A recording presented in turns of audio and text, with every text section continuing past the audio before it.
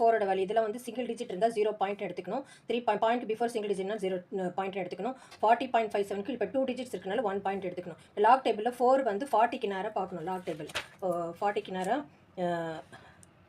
6021. So அதுதான் இங்கே எழுதியிருக்கேன் நான் 6021. இப்போ 3.14னா 31ல் 4 பார்க்கணும். 31 எங்கே இருக்குது? 31ல் இங்கே 4 பார்த்தோன்னா இந்த நம்பர் இருக்குது 4969. 40.57னா 40க்கு நேரம் 5க்கு நேரம் 57 பார்க்கணும்.